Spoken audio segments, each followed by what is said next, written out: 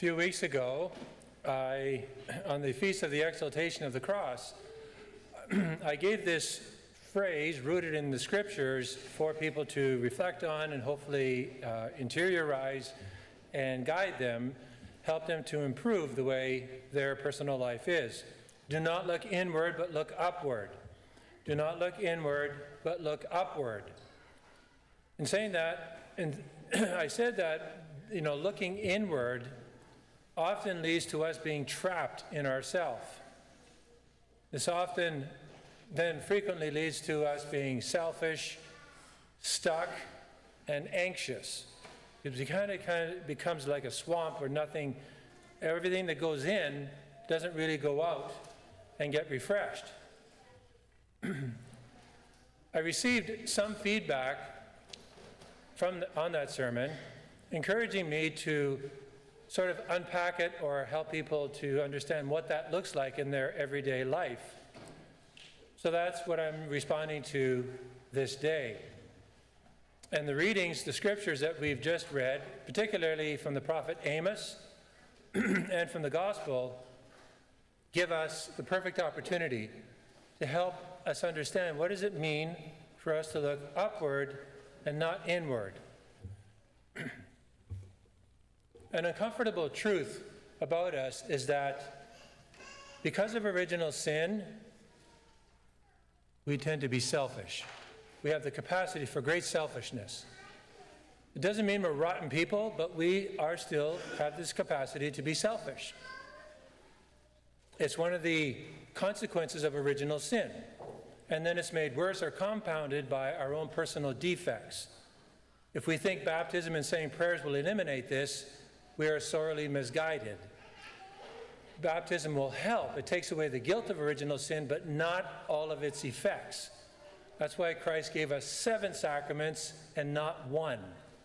Right? We need the other sacraments for different points in our life, for different needs. And we need also ongoing conversion and so on. And so, as a result of this, we tend to drift inwards.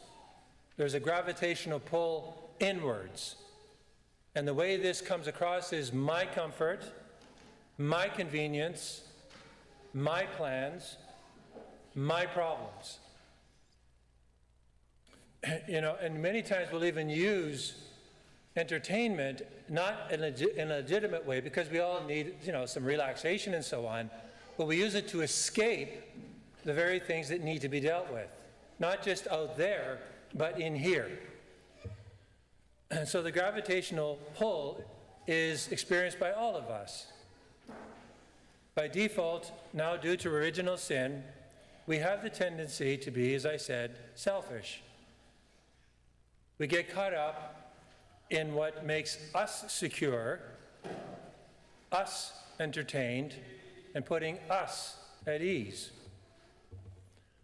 Amos saw this in Israel thousands of years ago. We think we're so advanced, but it's with us still today. The circumstances change, and actually the opportunities for self-centeredness have risen exponentially in our society. But God said to the people through Amos the prophet, and we must understand, although he's ripping them, this is so that they can hopefully realize what they're doing and have a conversion, because these leaders, in this case it's the leaders, they're on a very bad road in their life.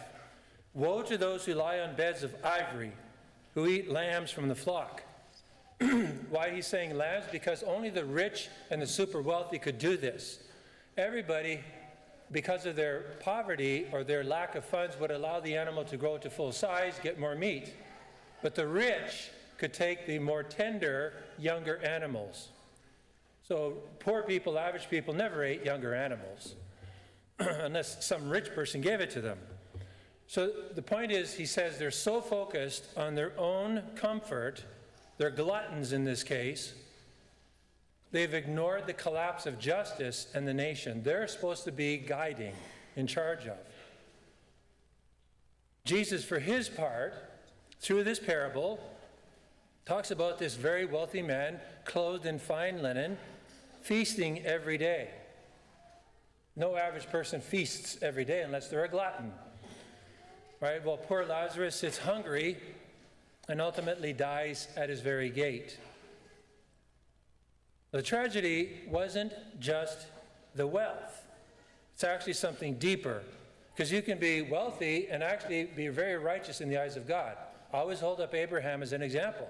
I mean, the guy was the Bill Gates of his day in terms of money, but he was a very righteous and holy man. So he understood what the purpose of everything he had was. And so it wasn't just his wealth. That was kind of a manifestation of the problem. It was his self-absorption, his blindness. You saw this guy standing there. Have you ever experienced somebody looking right at you and they're looking right through you? It's like you don't exist. And it's very unnerving and it's very irritating. Well, this is what this guy did. He saw Lazarus there. He had to trip over him practically to get into his house. The problem is here, he never looked up to God. We sometimes wonder, why is God so important in all of this?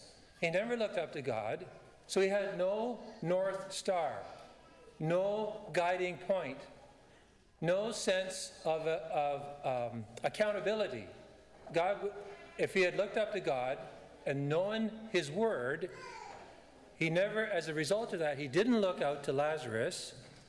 He only looked inward. He only looked inward. And this is our danger as well. This is our danger. It's my danger. It's your danger.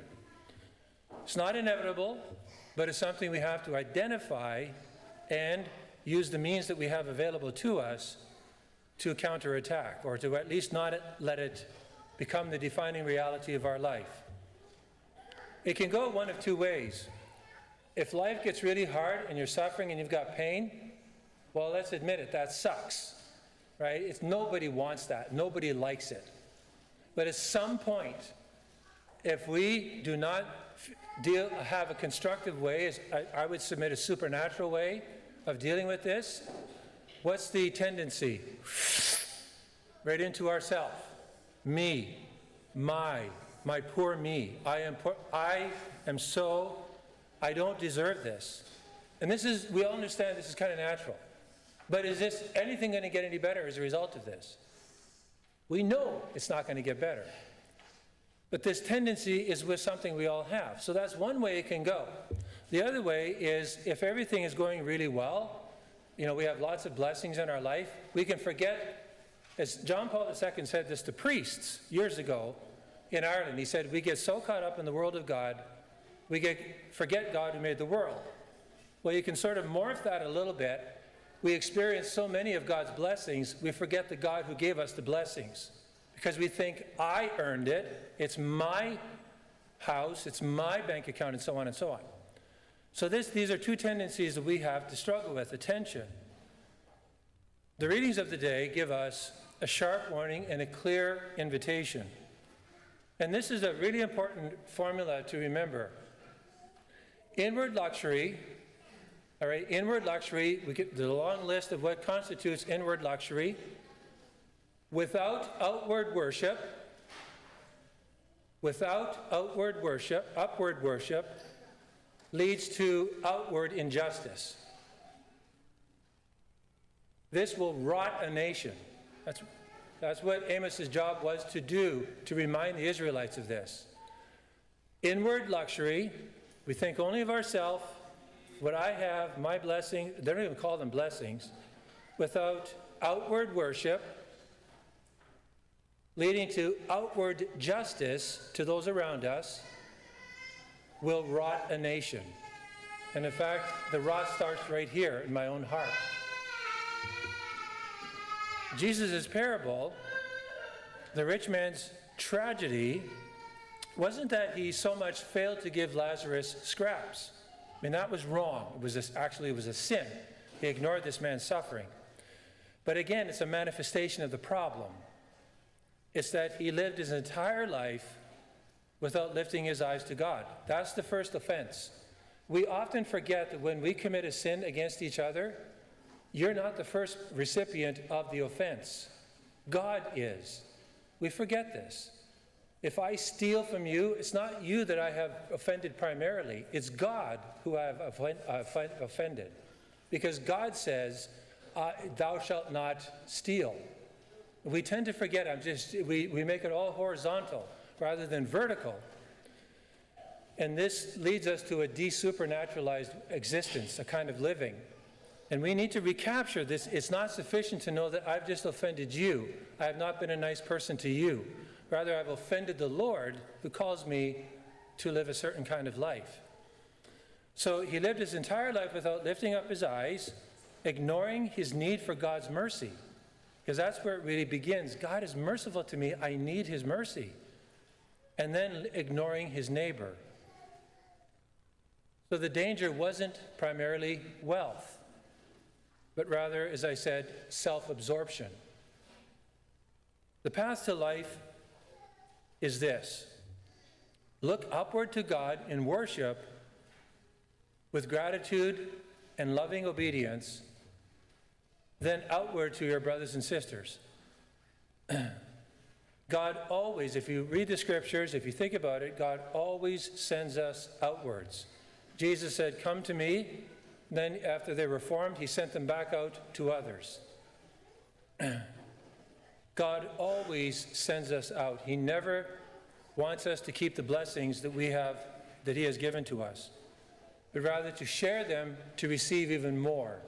Unless you sacrifice your life, unless you pick up your cross every day and follow me, you can't be my disciple. If you want to experience life, you must die. It's the paradox of the gospel in its practical, lived out everyday reality.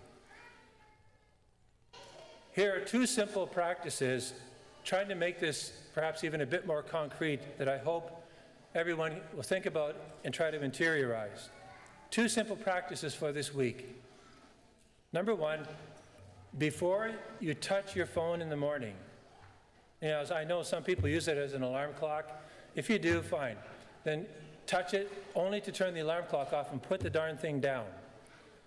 Even the science says this, let alone moi, that it's just a good thing not to pick it up right away, unless you have to turn the alarm clock off. Pause and pray this line. Make up your own, but essentially what should be in it is, Lord, open my eyes today. Lord, open my eyes, because it's your day. Open my eyes to you and to others around me. Open my eyes to you and to others around me. And don't just throw it out and then forget it. Say it several times during the day. Lord, open my eyes to you and to others around me, to people around me, my family, my colleagues, my friends, and so on. It's actually a mind shift. It's a mind changing, it's a heart changing reality if we're actually turning to God and asking him then to help us be attentive to others around us. So that's the first thing. The second thing kind of dovetails into it, or segues into it, and that is notice one Lazarus as you go through your day. What I mean is, it might be a coworker who feels invisible. It might be a classmate that no one sits with. As I mentioned in the last sermon, or the 9 o'clock, I saw this little clip of Shaquille O'Neal. For those who know Shaquille O'Neal, he was a very big guy. And he talks about one story. When he was in high school, he was having a very difficult time with one of his courses. And he noticed this, what he calls a nerd and a geek, all alone, but the other students were picking on him. And this went against Shaquille's sense of rightness. And so he basically told the other students, back off, stop bothering this guy. If you have Shaquille O'Neal, your bouncer, nobody's going to argue with him. Guy's 7'1", and he's a monster. So this guy heard about this. He never saw anything from this guy. He just said, stop it. Because the guy didn't retaliate, seemed to be a nice guy who was just being picked on. Well, this guy comes up to Shaquille O'Neal one day, and he says, I hear you're having a difficult time with this class of yours. Yeah, how did you know that? He says, well, word gets around. I can help you with that. You said, you're going to tutor me? He says, yeah, I'll tutor you. He helped me get through high school. Without this guy, I wouldn't have gotten through high school. And he says, I wish I knew the guy's name. I would love to reconnect with him because that changed the course of my life. Now, Shaquille O'Neal didn't do it for that purpose. He just, he protected that student who was alone. You never know what's going to happen when you reach out and do something for someone who is isolated, invisible, alone. These are not heroic acts that I'm suggesting. They're daily habits. Habits that train the heart to resist the pull inward, the gravitational pull inward, by looking upward to God, to Jesus, who will then have us go outward to those around us, making us aware, making us intentional of those around us. If our parish, each individual obviously that makes up our parish, really tried to live this way, we would be a community where no one is invisible, where love is more than words, where everyone has the opportunity to be accompanied. So this week, really try to interiorize and live this formula. Resist the pull inwards by looking upwards to Christ, to the Father, who will then send you and me outwards. By doing this, we will experience new life.